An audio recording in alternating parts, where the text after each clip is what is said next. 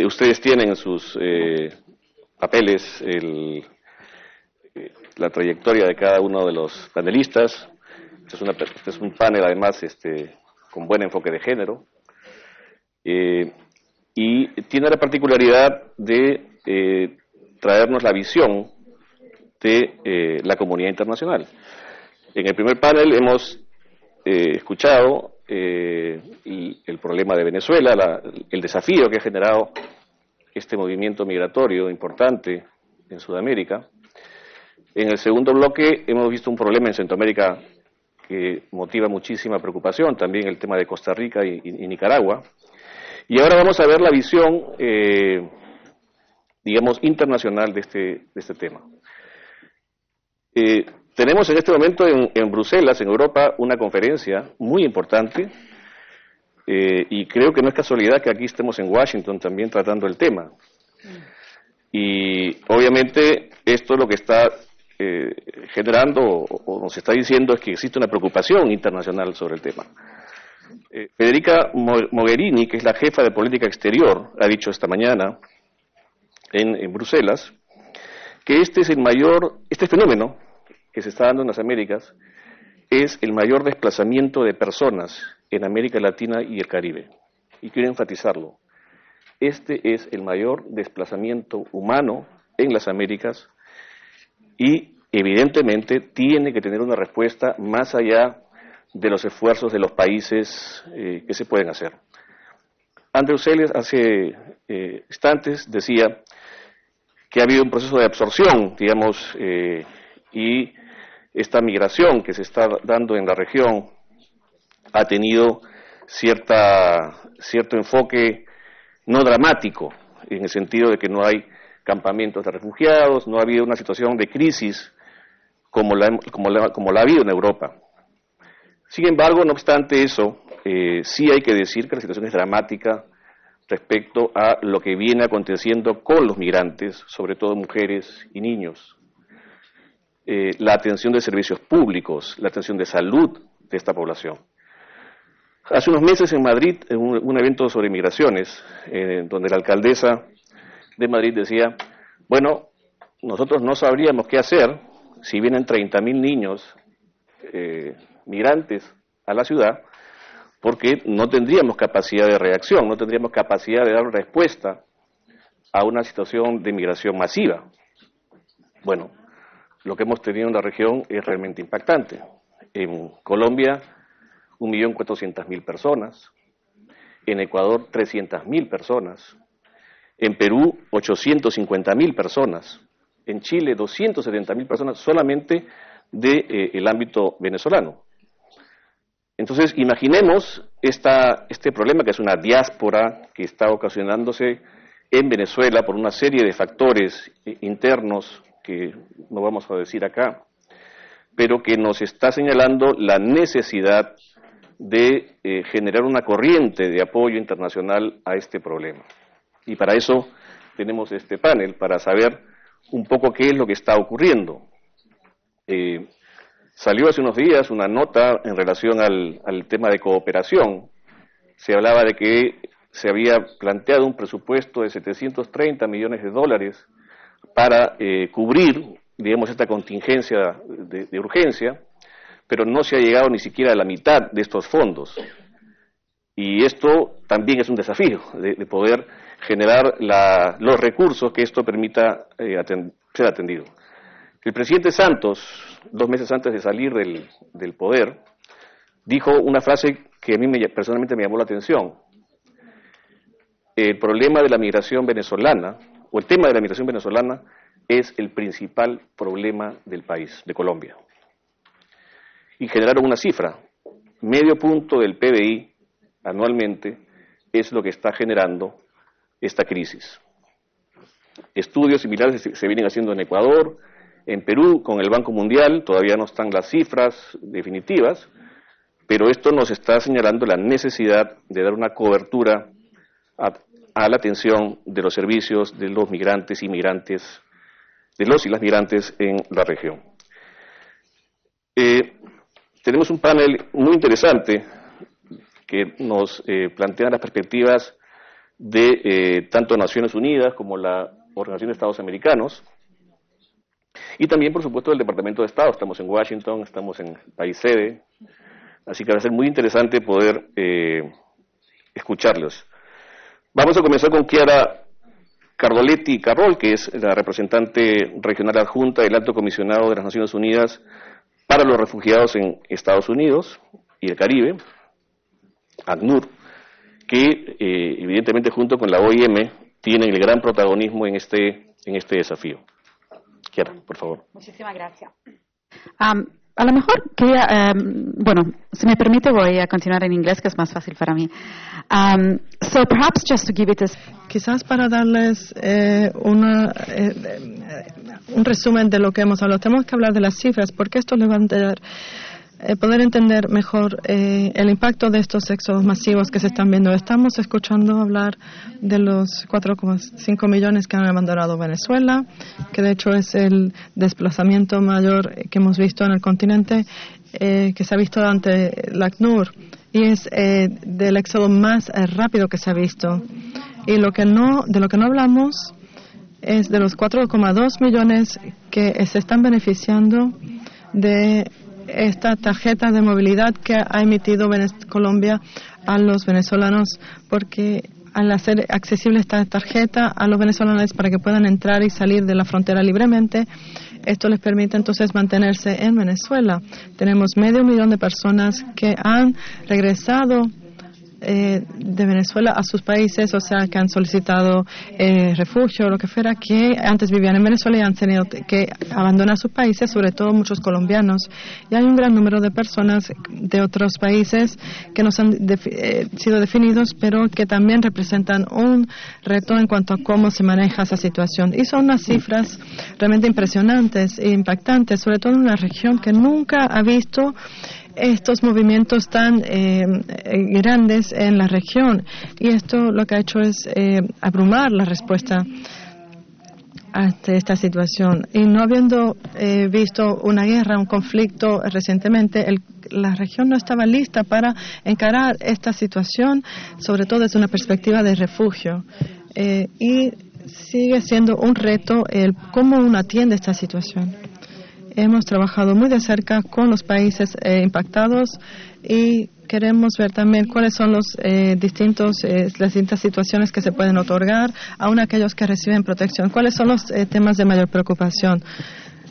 Ha habido una gran muestra de solidaridad entre los países afectados, y eso creo que ha sido sin precedentes a nivel mundial. Esta solidaridad, claro, ha abrumado la capacidad de los gobiernos involucrados. Si vemos, por ejemplo, hoy día tenemos un niño colombiano que está en un aula de clases, ya es el doble, tiene el doble de estudiantado que lo que tuvo ayer. Y quizás uno espera 3-4 horas más en un hospital porque la capacidad ya se ha visto abrumada. Entonces, está demostrando también las fisuras que pueden existir entre el impacto de las personas desplazadas en un país receptor.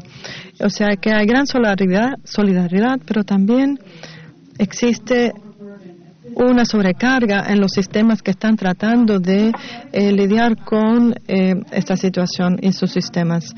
Y esto ha sido una de las crisis menos financiadas, subvencionadas, y no es broma. Es el periodo, es el desplazamiento más grande, pero menos subvencionado. Y las comunidades han tratado de intervenir, y los gobiernos también, que han gastado miles de millones de dólares para poder atender estas necesidades, sobre todo los venezolanos. Y el tercer reto es la estabilidad regional del continente. Con estos números de personas en grandes cantidades, a gran escala, que se están desplazando, vemos distintos niveles de delincuencia que están surgiendo, y un gran número, cuando se desplazan grandes cantidades de personas, esto no ayuda, sobre todo en las fronteras donde no hay libre movimiento. Entonces se recurren a los coyotes o a los traficantes para mover, y esto desestabiliza la región. Eso es una, claro, gran inquietud, y desde la perspectiva de las Naciones Unidas, ¿cómo logramos mantener esa solidaridad? a medida que los países tienen el derecho de proteger sus fronteras, ¿cómo nos aseguramos de que las personas logran conseguir esas protecciones que merecen y cómo apoyamos a los gobiernos? Y eso es un gran reto que encaramos todos. Yo quisiera, quería recalcar todo eso. Claro, la xenofobia se ha convertido y en algo común, sobre todo con los discursos populares populistas. Hoy día vemos que todos les echan la culpa a los venezolanos. La economía está en descenso y la culpa es de los venezolanos. Entonces, es fácil echarle la culpa a los venezolanos, pero el problema va mucho más allá y es mucho más complejo que eso. Obviamente, los venezolanos tienen grandes capacidades y son altamente calificados, o sea, hay de todo. ¿Y qué estamos haciendo? Luca va a hablar un poco más en detalle sobre otros temas. Nosotros hemos trabajado muy de cerca con la comunidad internacional y hemos trabajado con los gobiernos para manejar esa crisis. Luca va a hablar sobre eso, pero nosotros lo que hacemos prácticamente como la ACNUR es coordinar la respuesta, que también involucra 16 países con más de 115 socios, y tenemos una intervención directa en la respuesta que pueden variar desde la capacitación de los contrapartes de los gobiernos y en las fronteras, y lo que es también ser los puntos débiles de las fronteras, y estamos trabajando también en otorgar asistencia en distintas iniciativas. En tercer lugar, también estamos trabajando con los países en la región sobre el proceso de Quito, que Luca les hablará en detalle sobre eso, con fines a apoyar a los países en la región para abordar las mejores prácticas y evaluar los retos para poder solucionar estos problemas y ver cómo se puede armonizar la integración de los venezolanos. Y volviendo a lo que estaba diciendo nuestro moderador, ¿cómo podemos aumentar la visibilidad de la situación de los venezolanos? Hay una conferencia que se está llevando a cabo ahora, que con el auspicio de la ACNUR y la OIM, en lo que sabemos que hay que hacer más de lo que ya se está haciendo, sobre todo con los países en la región. Tenemos que asegurar que podamos aportar aún más. A ver el problema relacionado también a este momento en la región. Menores tasas de crecimiento, la pobreza disminuyó de manera importante en estos años. Pasamos desde el año 2000 de una tasa de 44% al año 2014 a un 28,5%, pero nuevamente en el 2014 la tasa de pobreza comenzó a crecer 2 puntos, en un contexto además de menor crecimiento económico en la región. Esto desde la perspectiva de la OIM, del cual Luca Dalloglio fue jefe aquí en Washington, cómo nos sirve para reflexionar sobre el papel también de la cooperación en un entorno, digamos, difícil desde la perspectiva económica y de pobreza para absorber una masa migrante como la que genera este desplazamiento humano en las Américas. Thank you very much, first of all, to MPI. Gracias al MPI por haber convocado esta conferencia aquí en Washington, que realmente refleja la conferencia que se está llevando a cabo, está clausurando hoy en Bélgica, en Bruselas, y donde vemos que los temas son temas muy similares a los que tenemos en nuestra agenda. Es importante que Bruselas haya reafirmado los enfoques innovadores que se están generando para abordar esa situación. Hablaste sobre el proceso de Quito, que claro es importante porque de aquí a 2 semanas en Bogotá se estará celebrando la 5ª reunión del proceso de Quito, y Bruselas ha indicado que es el mecanismo en el que hay que indagar aún más. Tenemos los países socios y amigos del proceso de Quito también van a estar aportando, no tan solo con apoyo financiero, pero con apoyo o asistencia técnica. Y todo esto es importante porque, como Kiara mencionó, se está ofreciendo la asistencia técnica que se requiere para poder armonizar la respuesta en esta región que geográficamente es tan amplia. Deben de poder ayudar en lo que es el poder recibir a tantos migrantes venezolanos a sus países y ver cómo se puede armonizar todas esas enfoques aún dentro del contexto en la Unión Europea, cómo ellos han tenido que abordar esas migraciones que vienen del Mediterráneo y de Turquía. Imagínense lo complicado dentro del contexto del hemisferio occidental, de los países del Caribe, de Sudamérica y toda Latinoamérica. ¿Cómo se aborda esto? El idioma es importante, pero no es el único factor que hay que tomar en cuenta. Reconocemos que hoy día la solidaridad entre los países es importante y también podemos ver que en los últimos meses esta solidaridad se ha puesto a prueba debido a las restricciones presupuestarias y también las inquietudes sobre la seguridad en los países. Y esto podría quizás conllevar al resentimiento de los pueblos y este resentimiento se podría convertir en la discriminación o la xenofobia o algo aún peor. Pero realmente el enfoque debería ser en tener un enfoque integral de cómo las comunidades están absorbiendo a los migrantes y también cómo están generando capacidades para poder generar unas soluciones a más largo plazo. A medida que esta situación se prolongue, se aumenta la vulnerabilidad de estos países y lamentablemente los fondos, los recursos siguen siendo limitados. Y el reto para las comunidades de asistencia humanitaria es poder incluir en sus respuestas el desarrollo de socios que pudiesen ayudar, al igual que tener la cooperación de organizaciones internacionales y poder también abordar respuestas a problemas a más largo plazo.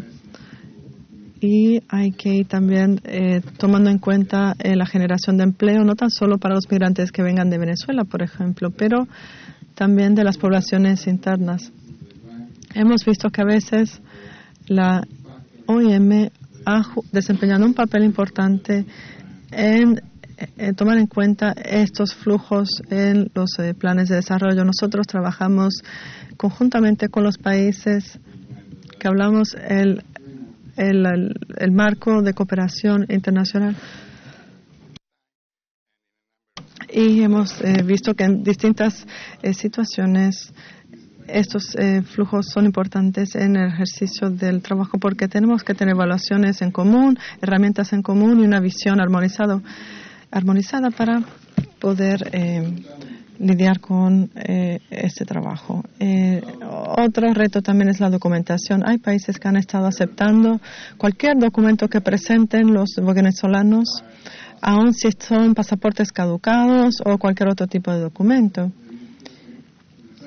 Pero se requiere quizás generar un documento que pudiese permitir la movilidad de los venezolanos y eso es importante. La movilidad podría haber movilidad dentro del país, puede conllevar la reunificación familiar y también a lo que permitiría a uno poder moverse sin tener que volver a pasar por el mismo mecanismo pasando de país a país para poder entrar, sino tener quizás una visa que se pueda aceptar. Eso es un gran reto.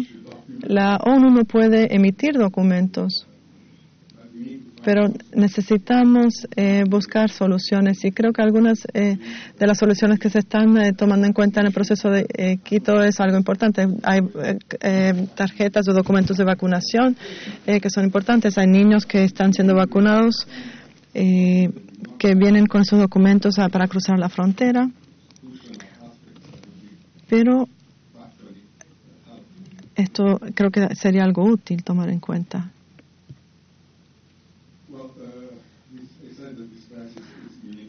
Esta crisis es singular en muchos aspectos, y sobre todo en la manera en que la ONU está estableciendo su respuesta a la situación. Tenemos una persona que es una representante en conjunto, que es con el ACNUR, Ricardo Stein, y es una nueva figura que se ha creado, un nuevo puesto, y he sido una persona clave para abogar por la respuesta humanitaria y tratando de armonizar las respuestas de país a país, y también de poder hacer que fluya el proceso de Quito y de crear esa sensibilización.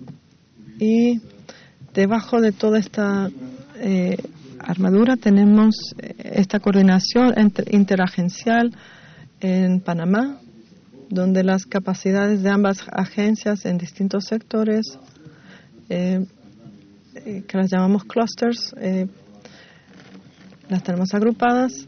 Eso se está haciendo dentro y fuera de las Naciones Unidas, y se está duplicando y se está replicando en los países. Es algo bastante singular para poder tener una respuesta armonizada.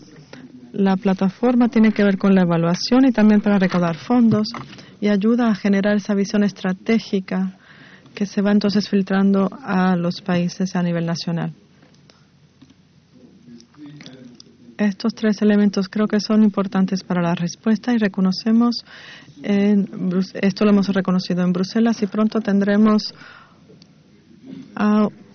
un plan de respuesta a refugiados a nivel nacional, y será presentado en Bogotá de aquí a 2 semanas. No sé exactamente cuántos millones. Disculpen, no escuché lo que dijo.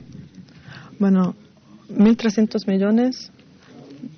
Para que sepan la envergadura de este reto. Quiero agradecer a PRM, al Departamento de Estado, en la asistencia que ha previsto, que ha dado para atender esta situación.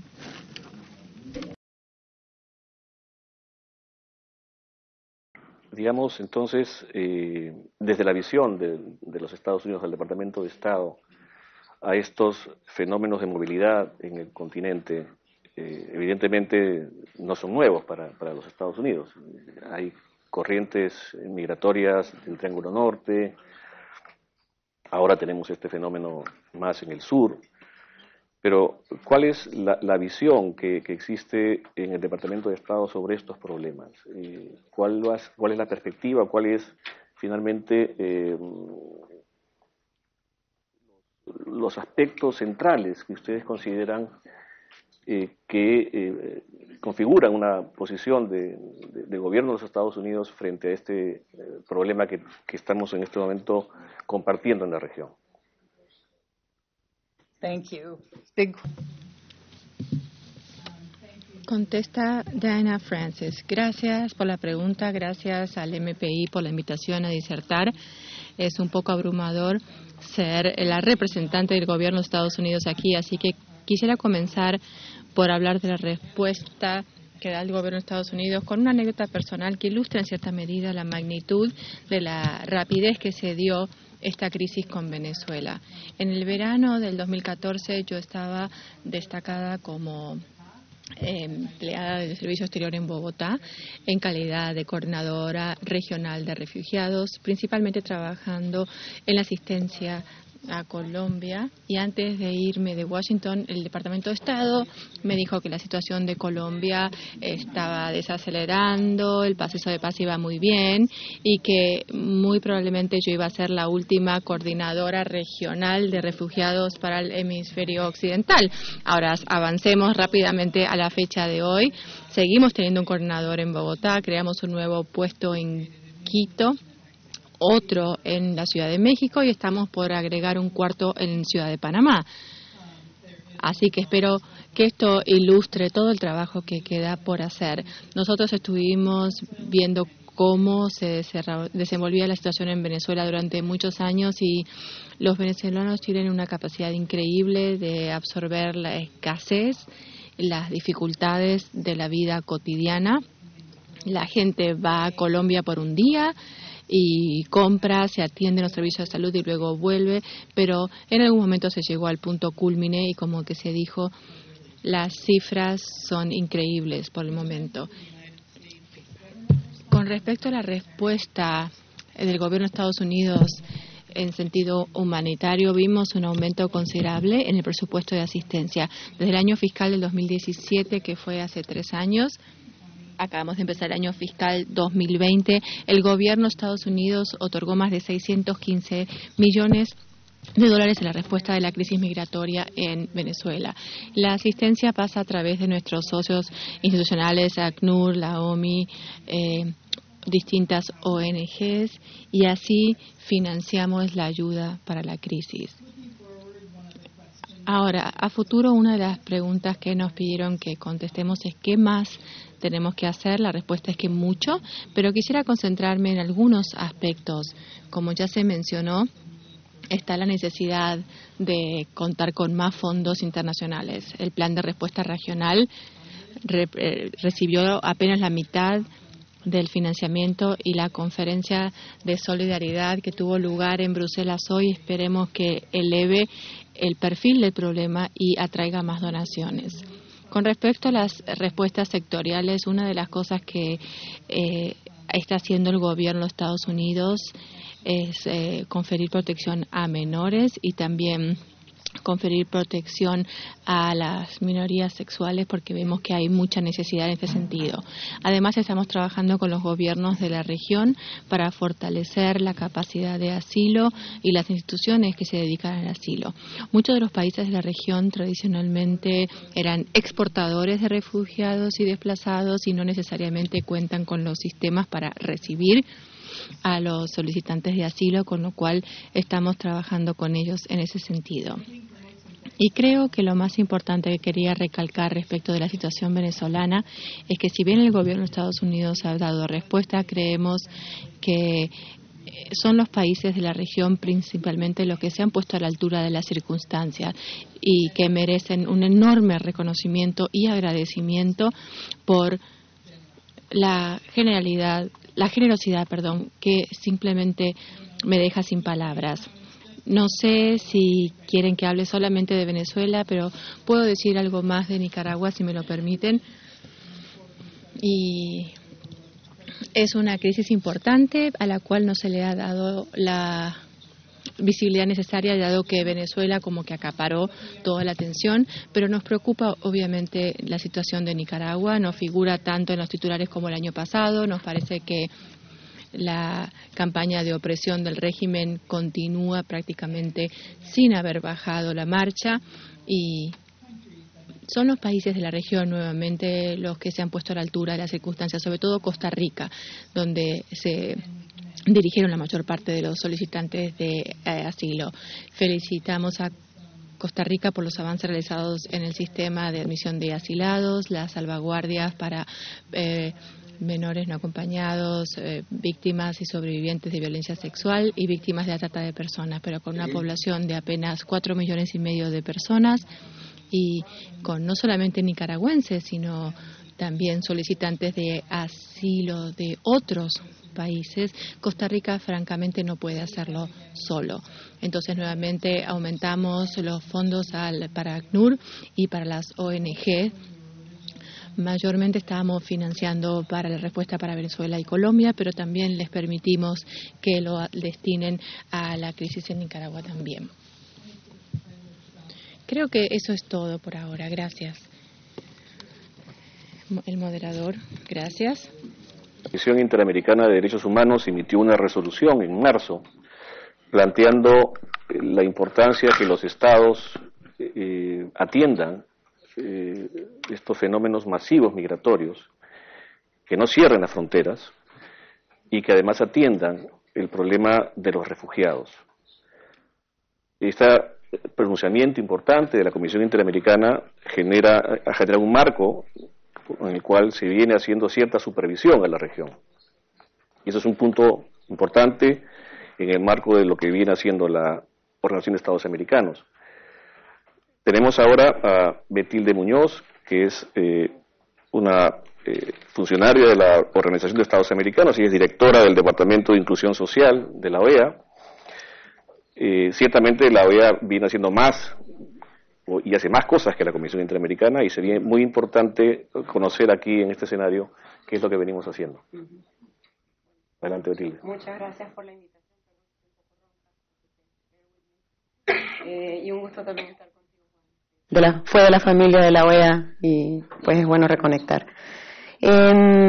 Quizás quisiera más bien comenzar con algunos puntos de por qué desde la OEA le estamos dando importancia a estas dos crisis de protección. Debo decir que desde la OEA y desde el Departamento de Inclusión Social, obviamente tenemos el mandato de trabajo en materia de migración, desplazamiento forzado y refugiados, pero son tres crisis que nos ocupan y que estamos permanentemente monitoreando y para las cuales hemos creado mecanismos de trabajo.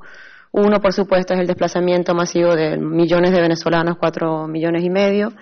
En segundo lugar, la de nicaragüenses hacia Costa Rica y obviamente la de centroamericanos en su destino hacia el norte, y para lo cual coordinamos muy de cerca con la oficina del Alto Comisionado del ACNUR para este trabajo. ¿Por qué son importantes estas crisis? ¿Por qué son objeto de nuestro monitoreo y de nuestra atención?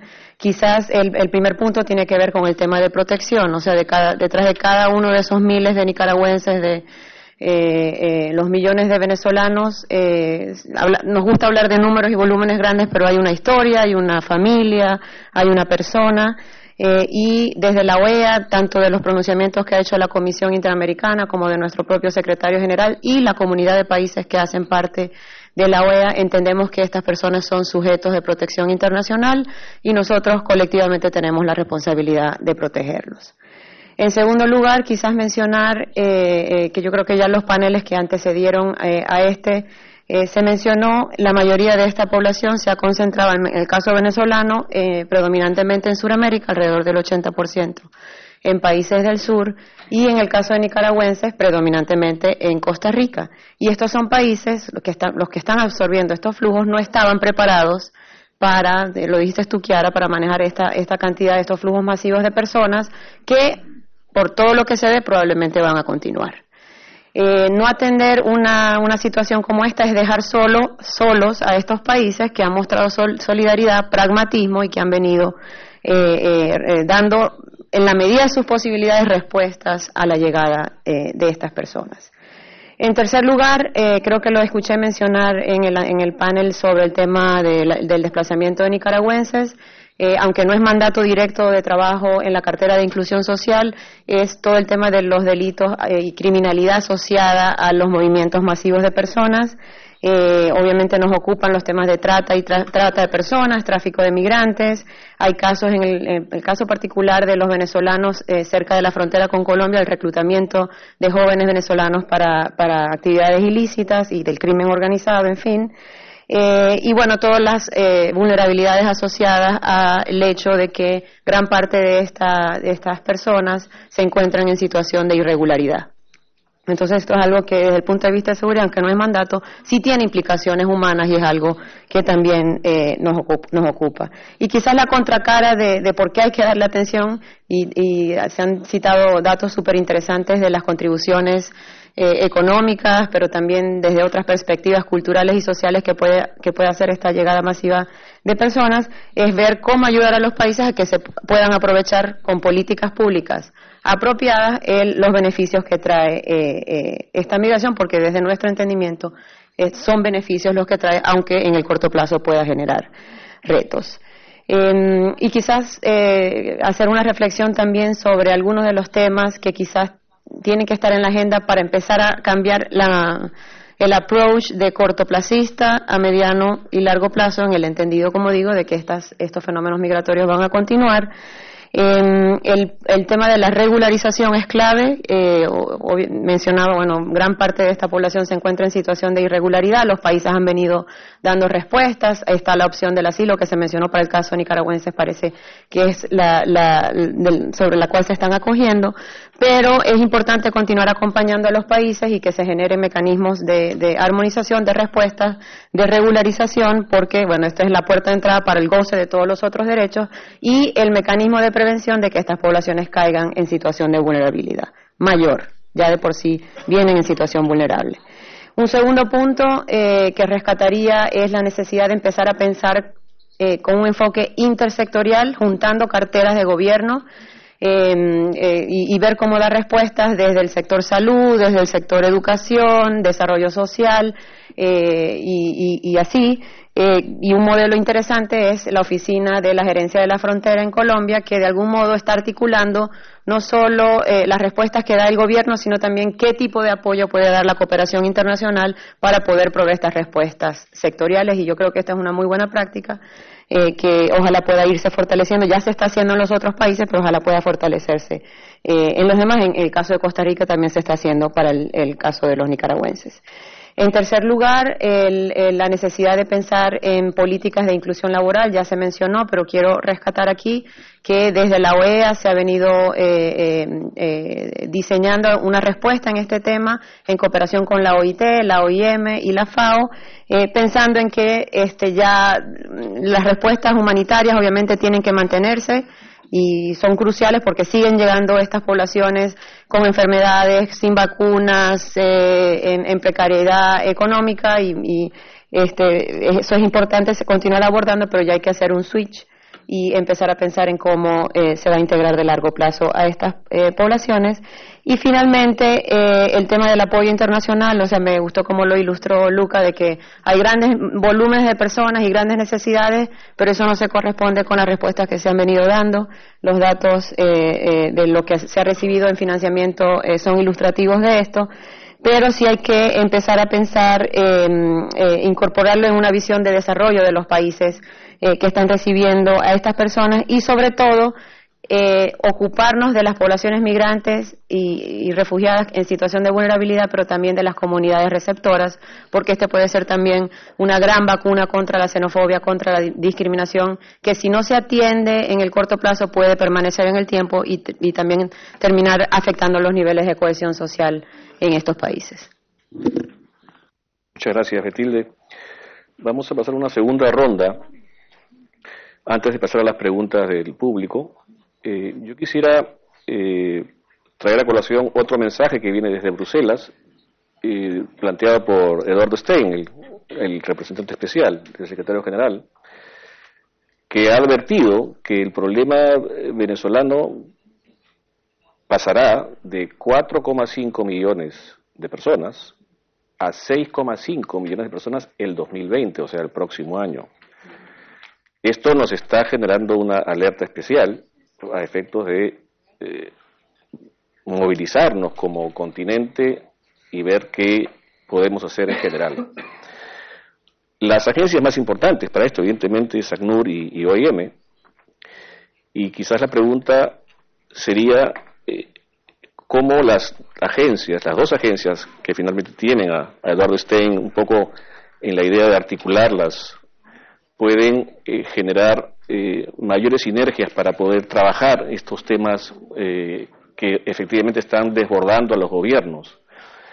Estuvimos en una reunión ayer con agencias migratorias que tienen estos problemas y que hablaban que estaban desbordados en sus capacidades y se han tenido que actuar de emergencia. Imagínense lo que ha significado para Colombia, para Perú y lo que está significando ahora para Ecuador, el regularizar la situación migratoria de cientos de miles de personas. Lo que necesita un migrante son documentos, es tener una situación regular para que pueda tener la atención a los servicios y, por supuesto, acceder a un empleo. Y esto ha tenido una respuesta. Yo lo escuché a Andrew Celes hace unos meses, me sorprendió lo que él dijo, que la respuesta de los países receptores de América Latina ha sido una respuesta muy positiva, muy creativa, muy barata además, porque se han hecho estos esfuerzos de una manera básicamente con los mismos recursos que se tenían, regularizando en el caso de Perú 500.000 de personas, ¿verdad? Con los famosos permisos temporales. En el caso de Colombia, una cifra parecida. Entonces, estos son los esfuerzos del gobierno o de los gobiernos. Las agencias, y además, perdón, un dato más, en gobiernos que no han tenido la práctica de recepción de migrantes, que han tenido que aprender sobre la marcha de cómo atender un fenómeno migratorio como el que están teniendo. Esto, ¿cómo, qué respuestas se generan desde las agencias internacionales para ayudar a los países a ser mucho más efectivos de lo que vienen siendo hasta el día de hoy? Okay. Yeah, okay. So perhaps just to Bueno, para agregar otro elemento, no al pánico, no sé si es la palabra, a la preocupación, es que estamos hablando de 6,5 millones sin tener en cuenta a todos los irregulares, porque 6,5 son solamente los que estamos contando a nivel gobierno. Eso es para tener una idea de la magnitud de este problema. Entonces eso por un lado. Por otro lado,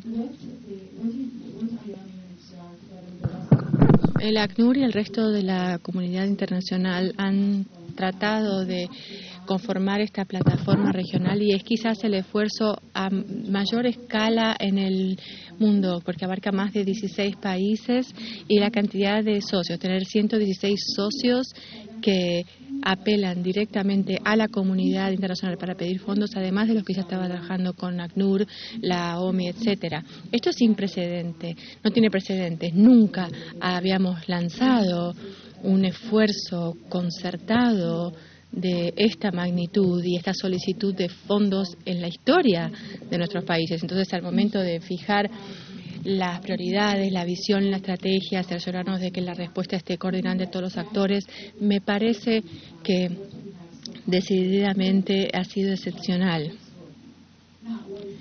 Ahora, el problema en todo esto es que obviamente uno puede tener la mejor visión del mundo, las mejores actividades, las mejores relaciones con el gobierno, pero si la respuesta no está financiada y si no fuera por el gobierno de Estados Unidos, francamente, estaríamos en un problema tremendo en este momento. Pero bueno, las actividades van a seguir siendo un plan de acción, una idea sin posibilidad de concretarse. Pero creo que con respecto a cuál es el rumbo a seguir, creo que tenemos que solicitar más apoyo de la comunidad internacional. Y también, como decía Luca, el mecanismo de apoyo no tiene precedentes. Esto no es un programa, una gente donde la gente se sienta a hablar de los problemas de Venezuela en abstracto, sino que es un foro que analiza francamente qué es lo que podemos hacer exactamente para el tema en cuestión, qué podemos hacer con la documentación, cómo nos cercioramos de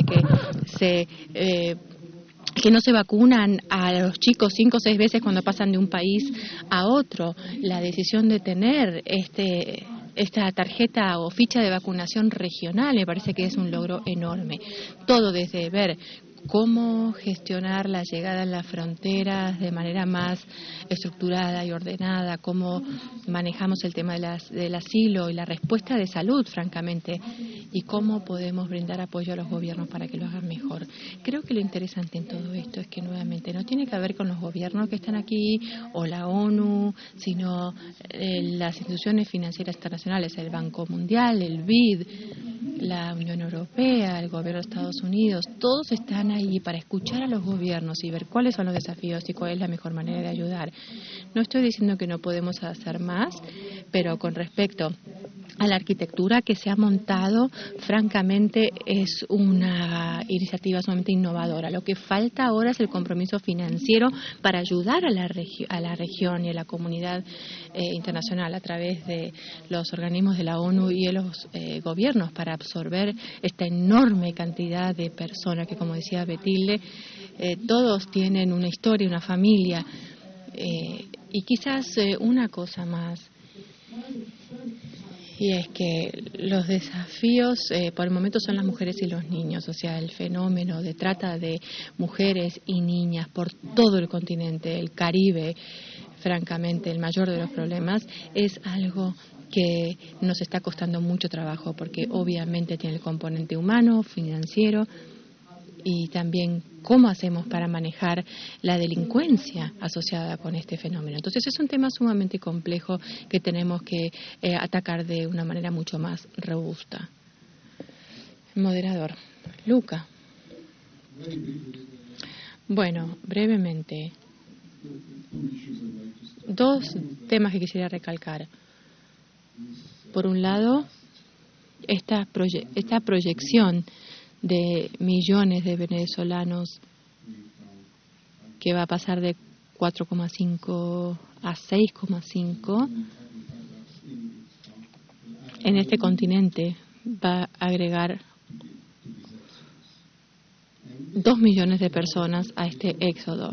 Y si vemos cómo se están asignando los recursos para atacar esta crisis, es muy interesante porque tenemos una proyección en que teníamos como 4 grupos. Uno es asistencia directa, apoyo humanitario, refugio, salud, nutrición, es decir, las respuestas inmediatas. Luego tenemos el elemento de protección, que tiene que ver obviamente con la documentación, la asistencia jurídica. El tercer grupo, que la integración cultural y socioeconómica, lo que estábamos diciendo antes, ¿no? De ver qué tipo de medios de vida pueden tener para mantenerse por su cuenta. Y por último, el fomento de la capacidad de los gobiernos para que puedan seguir funcionando con las herramientas que tienen a la mano. Bueno, uno supondría que al cabo de unos años el aspecto socioeconómico va a empezar a tener más importancia, pero lamentablemente este éxodo constante de gente recalca la necesidad de dedicar una cantidad considerable de recursos a atender la asistencia directa, es decir, casi el 50% de lo que aporta la comunidad internacional deja el 15% para la protección, la integración cultural y socioeconómico en un 30 o 35%, y el fortalecimiento del país en un 10%. Y tenemos que cambiar esta distribución de recursos, pero como digo, este éxodo permanente hace que prácticamente sea imposible pasar como de una etapa a otra. Y como digo, la mejor manera de mantener la solidaridad es aumentar, fomentar, fortalecer la capacidad de las comunidades que absorben estos flujos de migrantes. El segundo tema es que sin la documentación la gente recurre a, obviamente, mecanismos de desplazamiento regulares y se arriesgan a ser víctimas de la trata con todo lo que esto implica, sobre todo mujeres y niñas, violencia de género, un problema que va a empeorar, y también como la situación en la frontera entre Venezuela y Colombia se está deteriorando y el ámbito que está fuera del control de la comunidad internacional, el tema del acceso es cada vez complicado, empeora también la situación, y esto supera el tema, va más allá del tema de ayuda comunitaria y otros temas de seguridad. Es el factor de desestabilización que quizás vaya a socavar los avances logrados en los últimos años. Gracias. El moderador dice que Lucas nos habla de desestabilización. De Estados Unidos.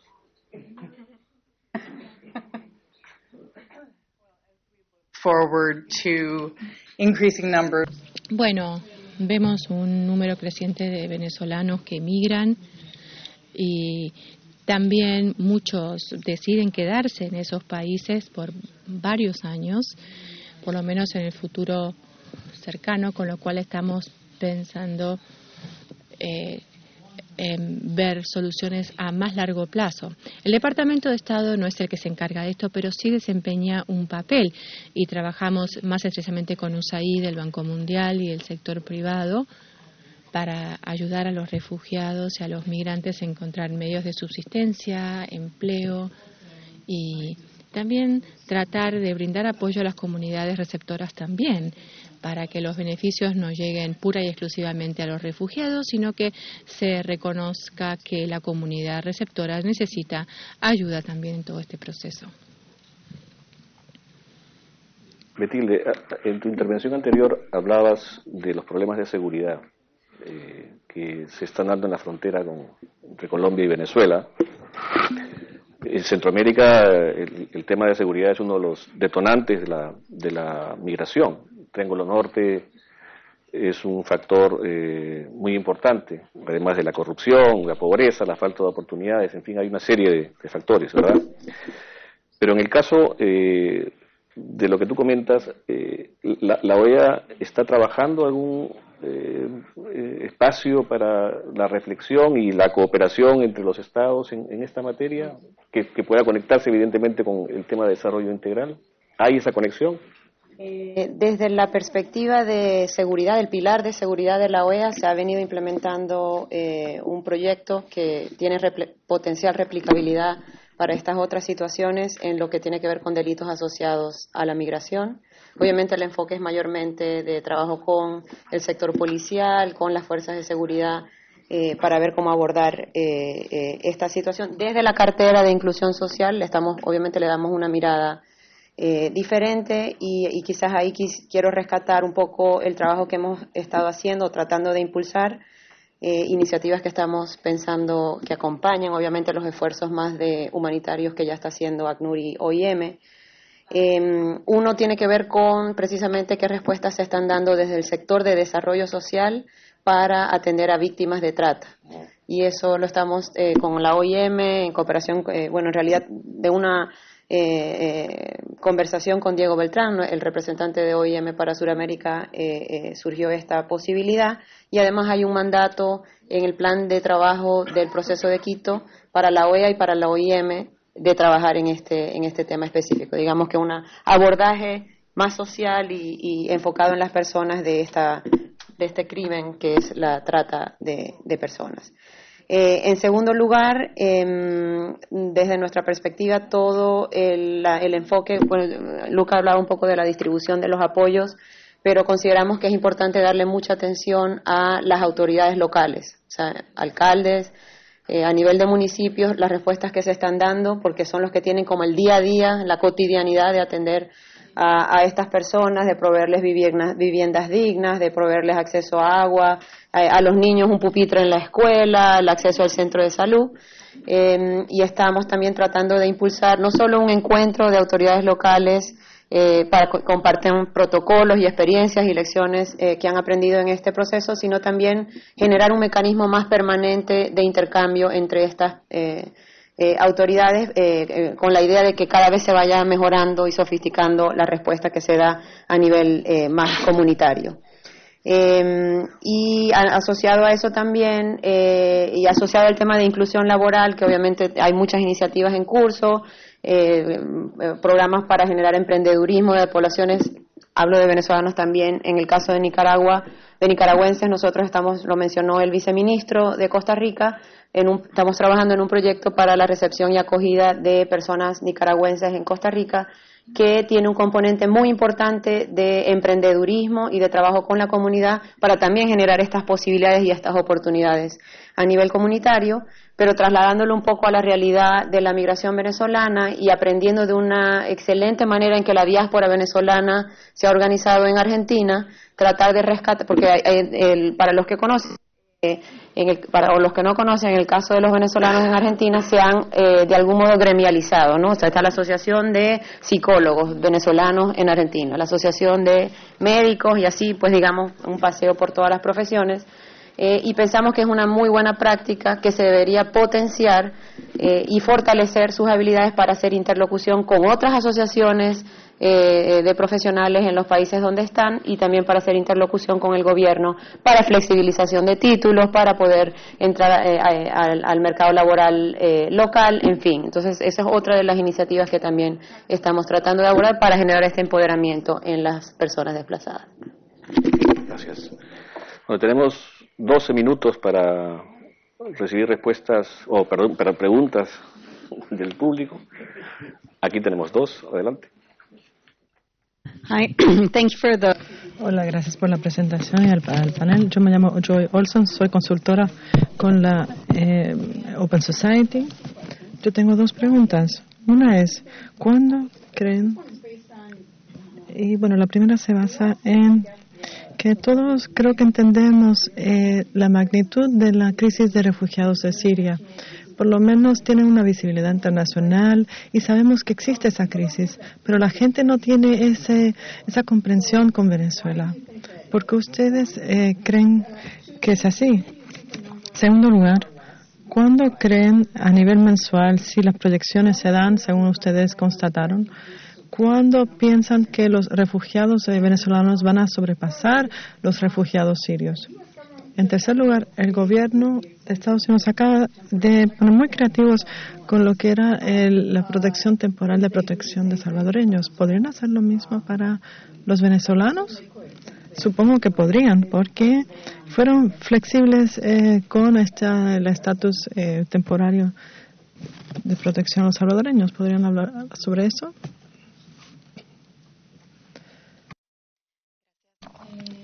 El proceso de Quito, tengo una pregunta, porque si bien se trata de un proceso interesante y que todos estamos involucrados de algún modo, es un proceso que tiene es un poco débil en términos institucionales, ya sea en términos de transparencia, ya sea en términos de participación. Y nos interesa saber cuáles son los esfuerzos desde las agencias para que la participación de la sociedad civil y que nuestras contribuciones como personas que están todos los días con las y los migrantes puedan hacer parte de este proceso.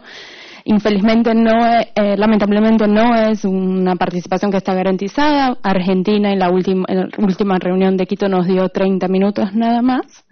Y no sabemos si Colombia lo va a sostener para la próxima y ni en qué condiciones. Y nos parece que los estándares de participación que tienen Naciones Unidas y que tiene la OEA en términos de sociedad civil podrían trasladarse y que el esfuerzo de ustedes para que esto cambie sería importante y me gustaría saber qué medidas están tomando en este sentido.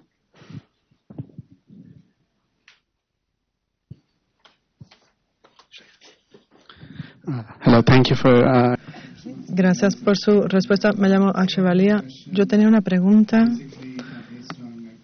sobre, desde que se promulgó la Declaración de Cartagena que amplía la definición de un refugiado, sobre todo en lo que es la violación crasa de los derechos humanos o lo que es la falta de orden público.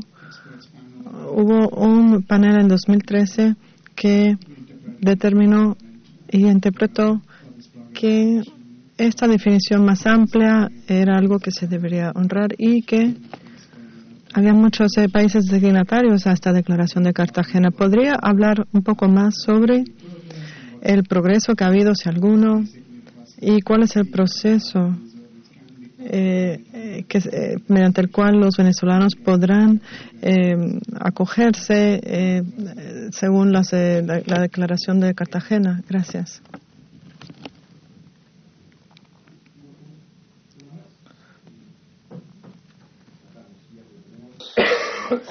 Siete minutos. Thank you. 5 minutos. Thank you. Gracias. En relación a la primera pregunta, yo quería entender un poco más sobre la situación de refugiados de crisis de refugiados de Siria. ¿Por qué en Venezuela está subfinanciado? Dos de ustedes mencionaron eso. ¿Por qué no existe suficientes fondos para atender la crisis venezolana? ¿Cuáles son las razones? Quiera. I will leave it to you, Chiara, most of the answers. Bueno, las respuestas las voy a hacer casi todas a Chiara, pero yo diría que Venezuela, en comparación con Siria, es realmente lastimoso y duele pensar que las diferencias que existen, ¿no? Pero en Siria hay guerra abierta, ha habido un desplazamiento masivo y hay una serie de temas que se han abordado. Aunque en Venezuela ha habido desplazamiento, no han sido factores tan graves como en Siria. Pero creo que básicamente la premisa es la misma. Si se ve el mapa de la ONU, nosotros, por lo general, tenemos una respuesta que es un 60 o un 50% de respuesta a nivel global. Venezuela no es ninguna excepción. Y quizás las peticiones de cada país se podrían atender. Y, bueno, las crisis humanitarias A veces hay que tomar en cuenta cuando se dan en el hemisferio occidental, a diferencia de la Unión Europea o en otro, y que bueno, hay distintas motivaciones. Esperamos que estas organizaciones o conferencias que se están organizando puedan hacer hincapié en la urgencia que tienen estas situaciones. Y tiene que ver, todo esto está vinculado también al proceso de Quito, cómo se renueva ese compromiso a apoyar estos mecanismos y cómo eso se va a redundar en la participación más inclusiva y que sea más eficaz, sobre todo con el apoyo de otros países, y que, claro, en el proceso de Quito hay ciertas acciones que se han estado contempladas sin proveer una solución a ellas. En Bruselas se creó estos nuevos esfuerzos que esperamos puedan atender algunos de los retos del proceso de Quito.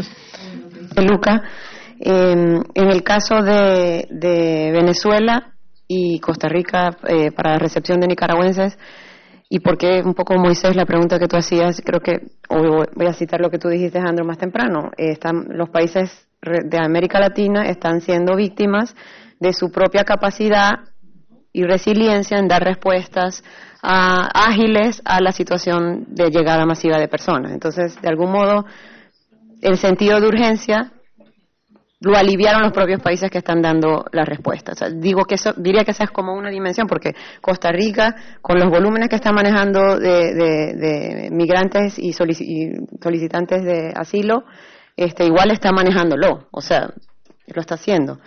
El segundo tema es que yo creo que hay la concepción de que es algo regional. O sea, si se está concentrando la mayoría de los venezolanos en países de Sudamérica y la mayoría de nicaragüenses están desplazándose por las tradiciones migratorias que ha habido con Costa Rica hacia ese país, sobre todo en el caso de Costa Rica y Nicaragua, se visualiza como algo que nos tiene que ocupar a nosotros como región, y en el caso de particular de Costa Rica, de Centroamérica, incluso con un sistema de integración particular. Entonces diría que estos dos elementos adicionan a un poco los planteamientos que hacía Luca.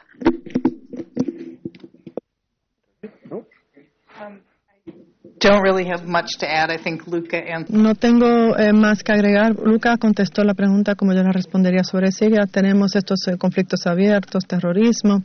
Son factores que hacen que salgan las primeras planas en los medios, y eso hace que reciba más atención, y también la respuesta de los países vecinos. Por ejemplo, con Venezuela hace que se vea como una crisis menos importante. Usted decía, bueno, podría, sí. No existen planes actualmente para ofrecer lo que usted mencionó, pero no hay una herramienta como tal.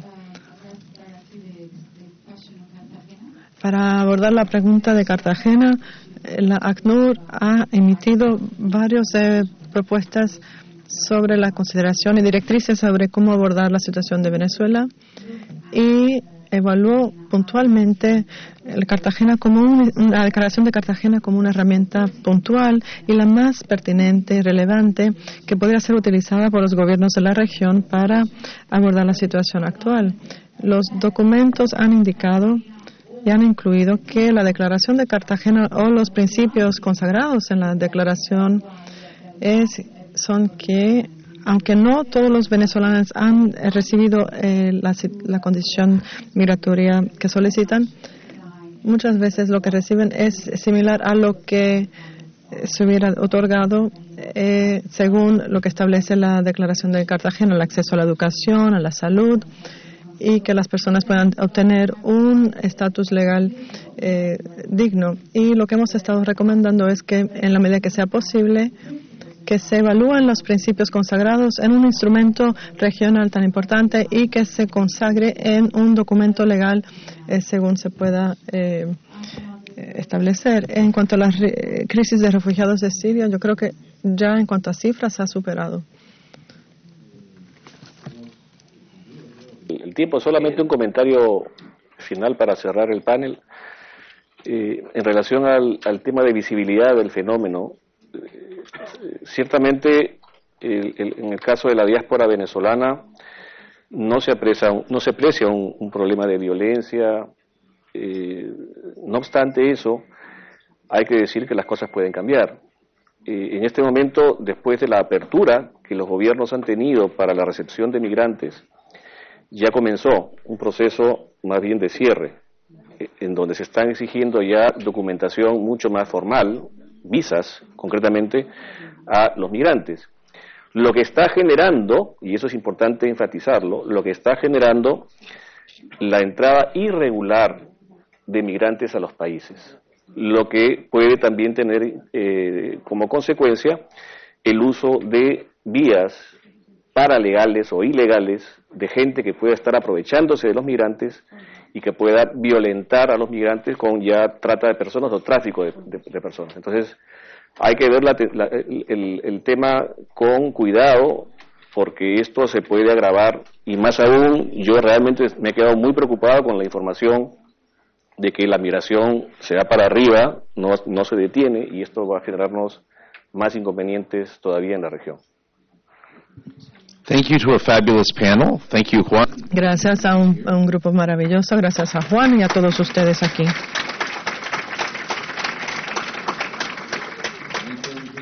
Por todo lo que están haciendo, quisiera también llamar a Diego Chávez y a Jessica Bolter para que puedan dar sus declaraciones de conclusión, y vamos a estar publicando el trabajo de Diego y de Jessica y otros trabajos sobre lo que se está dando en la región y algunas de las políticas que estamos generando desde el Instituto en los próximos meses. A fin de año, principios del año que viene, va a haber un informe sobre todo lo que está sucediendo en la región. Algo que es difícil de rastrear hoy día son las estadísticas e información, que es cada vez cambiante, y vamos a estar teniendo esta información disponible en un solo lugar como tipo de ventanilla única. Y Jessica y Diego, les cedo la palabra. Thank you so much. Gracias, Andrew, y a todos los panelistas, oradores. Voy a tratar de quizás de compartir algunas conclusiones en base a lo que hemos escuchado hoy. No es fácil resumir las respuestas en cuanto a los flujos migratorios que hemos visto en Latinoamérica, pero gran parte de esta narrativa hemos visto que se concentra en Latinoamérica, es que sigue siendo abierta o si se está cerrando, pero creo que hay un hilo conductor en común en esta región. Los países quieren saber cómo pueden regularizar el proceso migratorio, aunque a veces hay otros factores que puedan interferir en cumplir esta meta, y también existe la comprensión de que hay que integrar a los migrantes en la sociedad. Esto lo hemos visto ya sea con el PTP o el PEP en Colombia. El PTP en Perú ha regularizado a más de 1 millón de venezolanos en el país, y aunque hoy no se mencionó, hemos visto esto también en la manera en que Colombia ha logrado regularizar el estatus de niños nacidos en Colombia de padres venezolanos, decenas de miles. Hemos también visto cómo el sistema de refugiados se ha abierto en México hacia los venezolanos.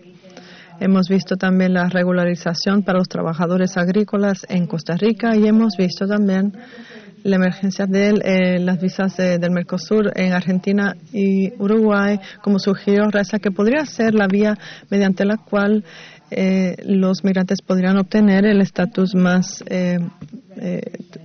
temporal en esos países. Y también hemos visto la situación de los venezolanos en Ecuador. Pero también, por otro lado, existen fuerzas en otras regiones que están cerrando las vías a los migrantes.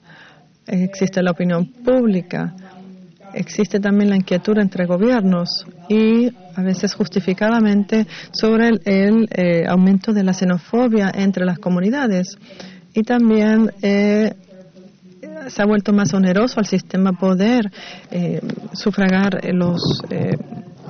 con sus recursos los servicios que se le prestan a los migrantes. Y también en la región hemos visto cómo hay una sobrecarga en el sistema de estos gobiernos. Y por último, como se estuvo diciendo una y otra vez, existe una escasez del apoyo de la comunidad internacional, sobre todo para la solución a largo plazo.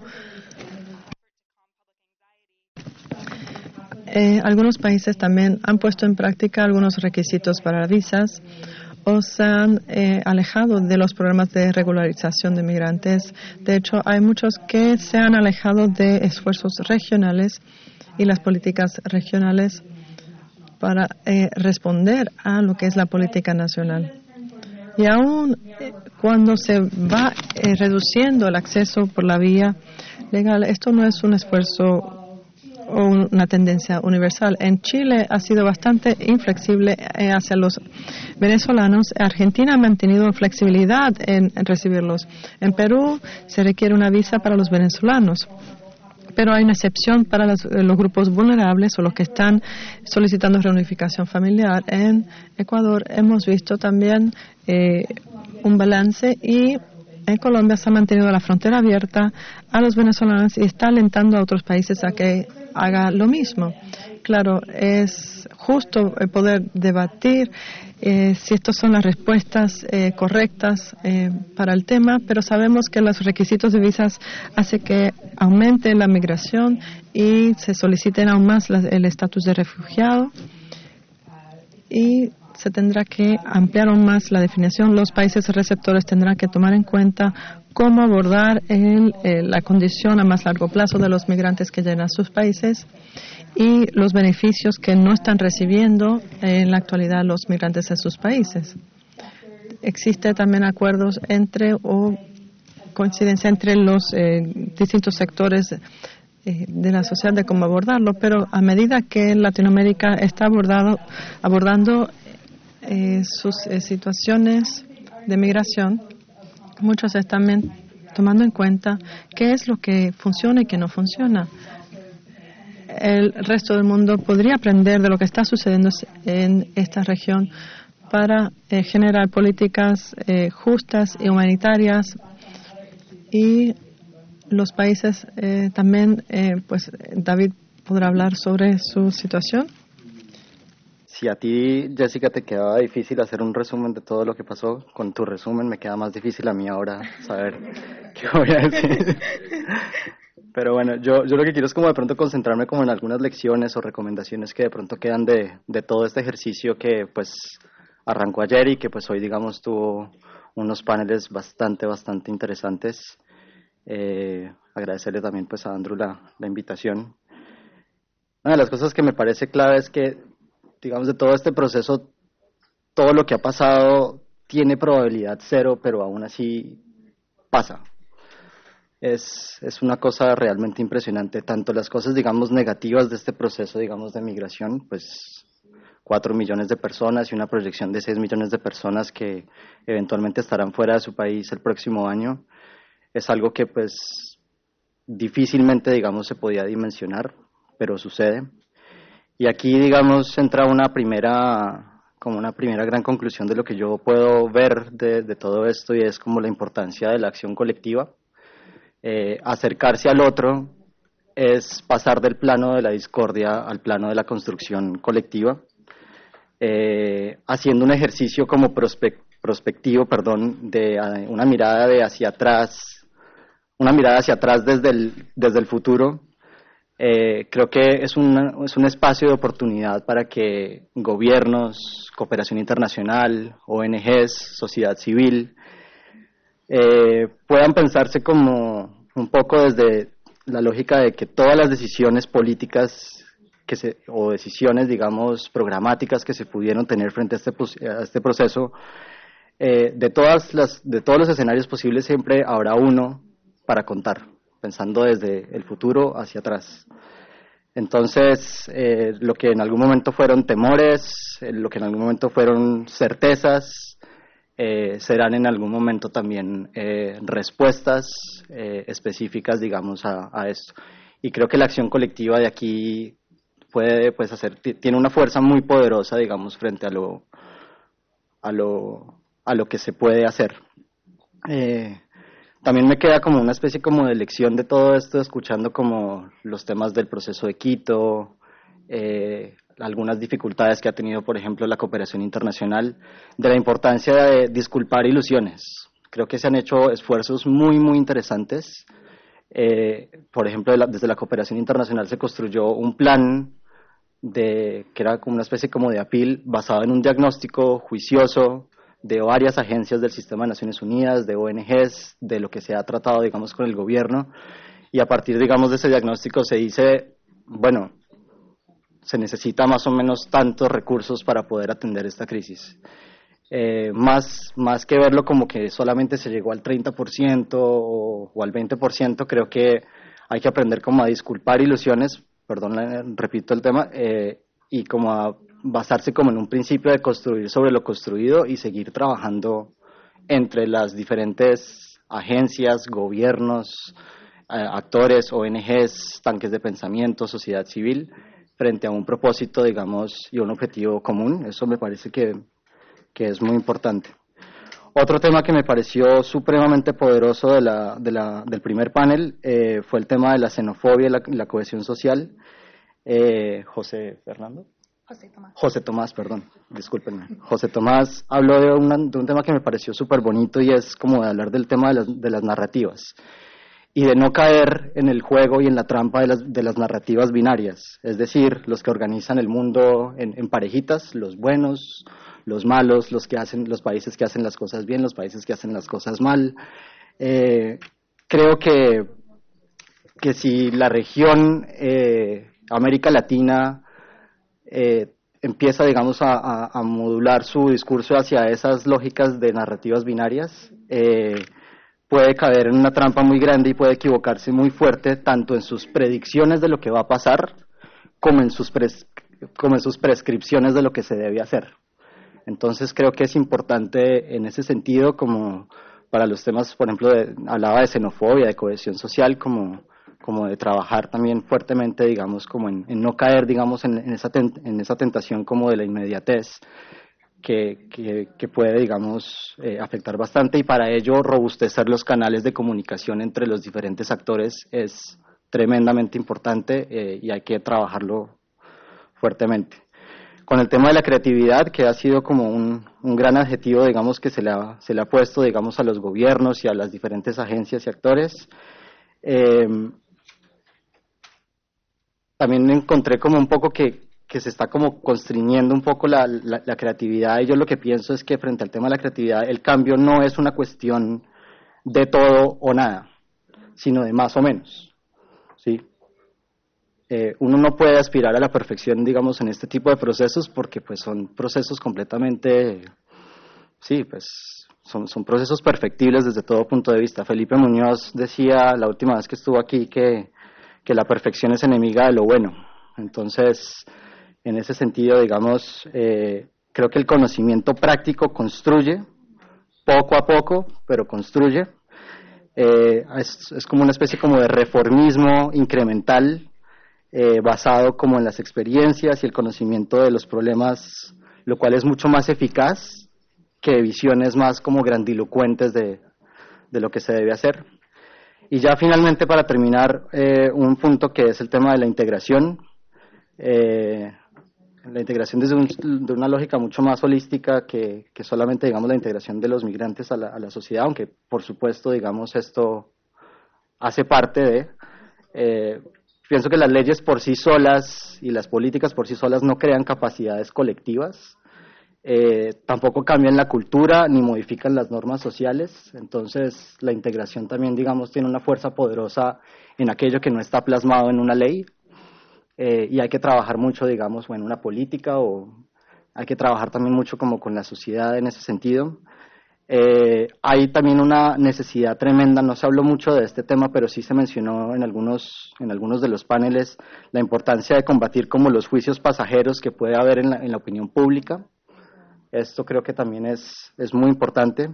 Hay un deber de los gobiernos, de la cooperación internacional, de las ONG, de la sociedad civil, de no sumarse y de combatir, digamos, como esas posiciones facilistas que algunas veces, digamos, por la inmediatez y por varias, digamos, de las cosas que pueden suceder en un país suceden. Entonces es importante como contrarrestar eso.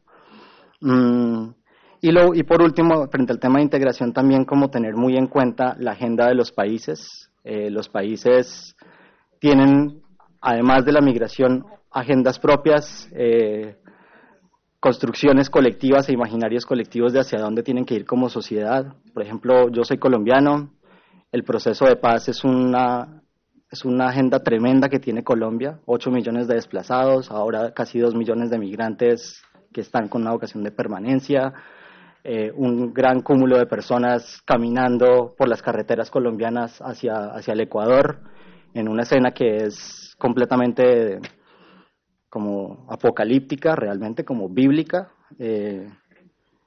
Entonces, digamos, ¿cómo articular, digamos, eso entre la agenda, entre el objetivo, digamos, de una sociedad de Colombia, hacia dónde va Colombia, con el tema de la migración? Creo que es importante. Roxana también habla mucho de ese tema, como de la importancia de, bueno, aquí hay unos problemas en Perú, miremos cómo podemos aprovechar la migración para avanzar, digamos, hacia esos objetivos, digamos, que tenemos como sociedad. Y creo que eso es un tema también muy, muy interesante que se tiene que trabajar mucho. Puede incluso ayudar como en el tema de la eficiencia misma de los recursos, si se integran, digamos, las agendas, eso también puede ayudar también como incluso a jalonar algunos de los recursos y a pensar como en una estrategia mucho más conjunta. Y bueno, esos son como los 4, digamos, seguramente puede haber muchas más dimensiones, pero bueno, creo que son como las 4 grandes conclusiones que yo puedo sacar de este ejercicio. Muchas gracias.